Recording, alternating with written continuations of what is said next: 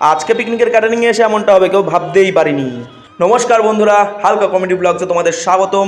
চলো আজকে দেখা যাক পিকনিকের কাজে কি কি হয়। প্রথমেই বাড়ি থেকে আমার বাহনটা নিয়ে বেরিয়ে দুজনকে পিক আপ করতে চলে আসি। ওরা দুজনও আমার সাথে যাবে ক্যাটারিংয়ে। এরপরে দুজনকে পিক আপ করে আমরা বেরিয়ে গেলাম রাস্তা দিয়ে। যেতে যেতেই আমাদের দেখা হয়ে গেল নন্দী মহারাজের সাথে।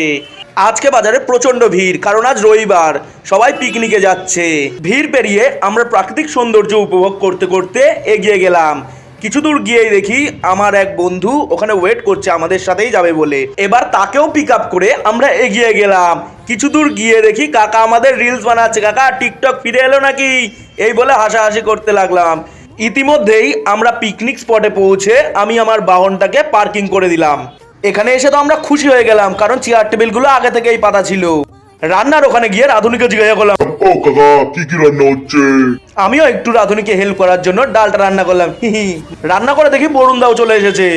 হঠাৎ রাধুনি বলল ভিনিগার শেষ হয়ে গেছে, এনে দিতে হবে। তাই আমিও তাড়াতাড়ি করে বাজারে গিয়ে ভিনিগারটা নিয়ে চলে এলাম। এসে দেখি একজন সিঙ্গার ওখানে গান করছে, তাই আমিও দাঁড়িয়ে দাঁড়িয়ে গানটা শুনতে লাগলাম। গান শুনে আমরা চেয়ার টেবিলগুলো আমাদের সুবিধা মতো পেতে নিলাম। অর্গানাইজারের সাথে লোকের ঝামেলার কারণে আজ কাজ শেষ করতে অনেক দেরি হয়ে যায়। কিন্তু তোরা এত হাসছিস কেন? আবার দেখো পোজও দিচ্ছে। ওহো, এই কারণে সবাই এত খুশি। অ্যাকচুয়ালি আমাদের জন্য মাংস আবার নতুন করে রান্না হচ্ছে, মাংস শেষ হয়ে গেছিল। এরপরে আমরা খাওয়া দাওয়া করে বাড়ি চলে আসি। দেখা হচ্ছে পরের ভিডিওতে, ততক্ষণের জন্য বাই। কিশোরী কিশোরী কিশোরী কিশোরী।